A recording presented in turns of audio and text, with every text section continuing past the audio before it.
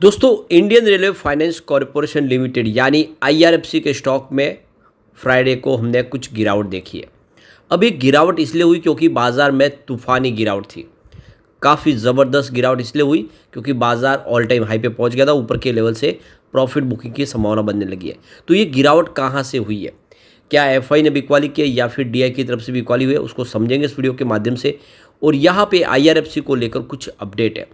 Railway infra company IRFC को किस तरह से फ़ायदा हो सकता है इन अपडेट का, वो भी समझने की कोशिश करेंगे। जो सरकार एक के बाद एक जो फैसले ले रही है उसका क्या असर देखने को मिलेगा। दूसरी तरफ रेल विकास निगम लिमिटेड की बात तो यहाँ पे एक लेटेस्ट ऑर्डर और कंपनी को मिल गया है। लगातार काफ़ी अच्छे ऑर्डर मिल रहे हैं और आरवीएनएल काफ़ी अच्छा कर रही है। क्या इस समय निवेश किया जा सकता है इन रेलवे के दोनों शेयरों में, जानने की कोशिश करेंगे इस वीडियो के माध्यम से। लेकिन फ्रेंड, उससे पहले अगर आप पहली बार हमारे चैनल पे आए तो चैनल को सब्सक्राइब कर दीजिए, एक बेल आइकॉन दबा दीजिए ताकि जब भी नया वीडियो बने पहला नोटिफिकेशन आपको मिले। वीडियो पसंद आए तो लाइक शेयर जरूर कीजिए। चलो फ्रेंड्स, वीडियो स्टार्ट करते हैं। मैं हूँ आपका दोस्त एसबी दवे और हमारे अपने चैनल ऑनलाइन कमाई में आपका बहुत बहुत स्वागत है। तो सबसे पहले अगर हम एफआईडीआई का रुझान देख लें तो देख सकते हो कि कल एफआई ने 15,405 करोड़ का फ्रेश इन्वेस्टमेंट किया, लेकिन सामने 23,432 करोड़ का भारी भरकम बिकवाली कर दी। यानी जो उनका बिकवाली का आंकड़ा है वो 8,027 करोड़, बहुत ही ज़बरदस्त बिकवाली की है। इस महीने में ये सबसे भारी भरकम बिकवाली है और इस वजह से बाज़ार में हमने गिरावट देखी है। तो देख सकते हो कि जो मार्च तक अच्छी खासी एफआई खरीदारी करे थे वो अप्रैल महीने में बिकवाल बन चुके हैं और इस महीने में उन्होंने अभी 10,362 करोड़ का टोटल अपना माल बेचा है। वैसे कुछ दिनों में उन्होंने खरीदारी भी की, जैसे कि 10 अप्रैल को उनकी अच्छी खरीदारी थी या 5 अप्रैल को भी उन्होंने निवेश किया था। यानी 2 ट्रेडिंग सेशंस में उन्होंने खरीदारी की, बाकी ओवरऑल उन्होंने बिकवाली ही की है और ये आंकड़ा बहुत बड़ा है फ्राइडे के दिन का। लेकिन दूसरी तरफ बाजार को संभालने की कोशिश डीआई की तरफ से हुई है। डीआई ने 17,220 करोड़ का फ्रेश इन्वेस्टमेंट किया, सामने 10,878 करोड़ की बिकवाली की। तो उनकी जो खरीदारी है वो 6,341 करोड़ पॉजिटिव है।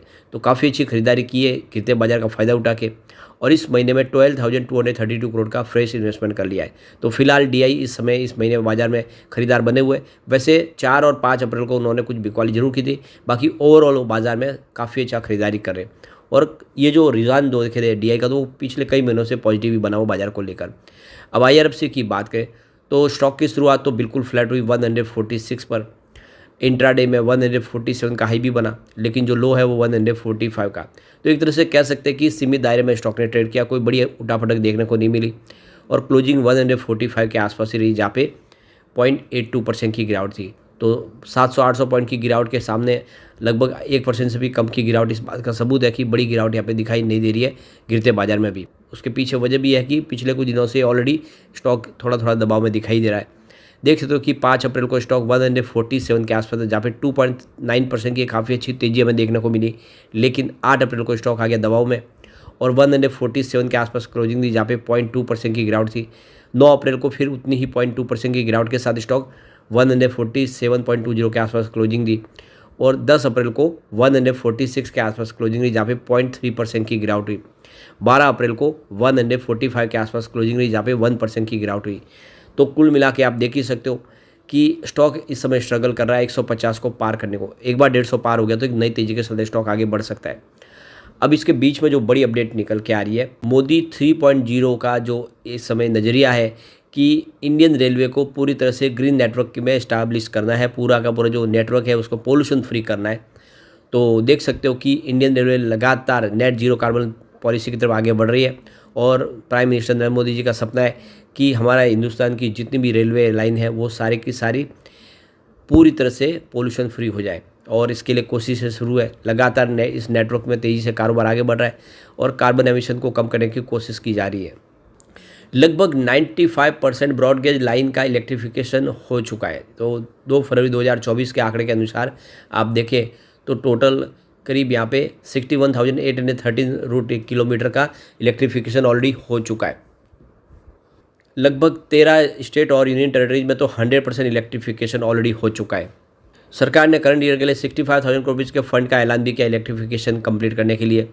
और देख सकते हो कि 2014 के पहले 1.42 किलोमीटर पर डे इलेक्ट्रिफिकेशन होता था, जो अब फाइनेंशियल 2022-23 के दौरान देखें तो करीब 18 किलोमीटर पर डे हो रहा है। आप समझ सकते हो कितना तेज़ी से कामकाज बढ़ रहा है, और इसी वजह से जो ब्रॉड गेज का लाइन का हो या इलेक्ट्रिफिकेशन का काम हो तेज़ी से बढ़ रहा है, और सरकार इसके लिए काफ़ी ज़्यादा खर्च भी कर रही है।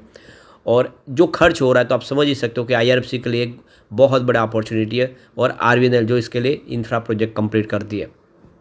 एक बड़ी अपडेट और निकल के आ रही है। सरकार देख तो कि इस समय डेडिकेटेड फ्रेट कॉरिडोर बनाने के लिए तैयारी शुरू कर चुकी है, और इसके लिए 2 ट्रिलियन रुपीज़ का निवेश करने की तैयारी शुरू कर चुकी है, और प्लानिंग शुरू हो चुकी है। आने वाले समय इस कॉरिडोर के माध्यम से देखें तो लॉजिस्टिक्स सेक्टर में एक रिवॉल्यूशन लाने की तैयारी है।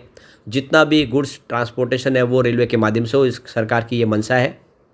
तो इस फ्रेट कॉरिडोर के लिए देखें तो डबल इलेक्ट्रीफाइड लाइन बनाने की तैयारी शुरू है, और उसमें सारे के सारे ऑटोमेटिक सिग्नलिंग सिस्टम लगाए जाएंगे।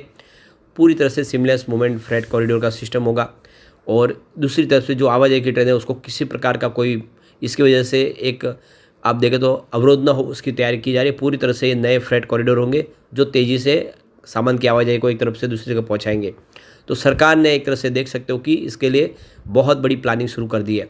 आने वाले समय में आप देख लो कि ऐसे बहुत सारे कॉरिडोर शुरू होने वाले हैं। ये जो एक तरह से अब इसकी शुरुआत हो चुकी है, प्लानिंग की तैयारी भी हो चुकी है, जल्दी ये कॉरिडोर बन भी जाएंगे। तो आप समझ ही सकते हो कि ये आने वाला जो पीरियड है वो IRFC के लिए काफ़ी शानदार होने वाला है।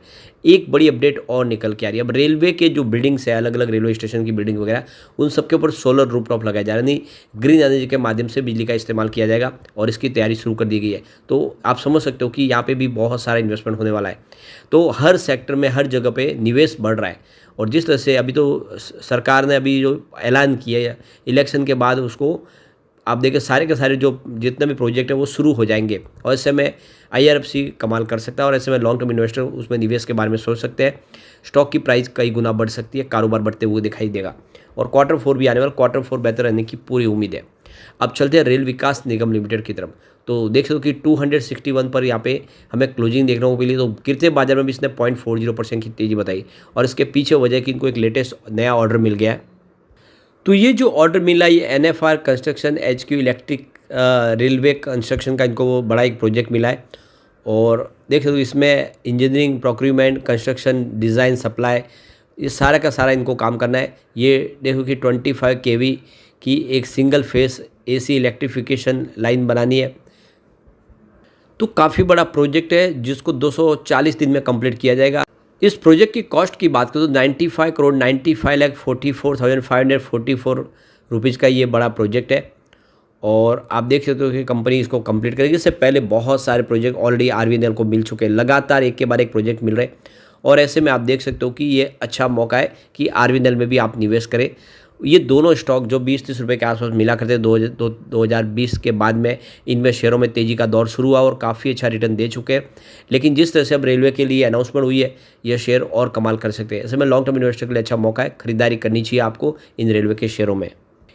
लेकिन फ्रेंड, कोई भी इन्वेस्टमेंट करने से पहले अपने फाइनेंशियल एडवाइजर से बड़े ले ले या अपना खुद का रिसर्च करें, क्योंकि मैंने वीडियो आपके एजुकेशनल पर्पज़ के लिए ही बनाया। वीडियो पसंद आए तो लाइक से जरूर कीजिए, और चैनल को सब्सक्राइब कर दीजिए। Thank you friends.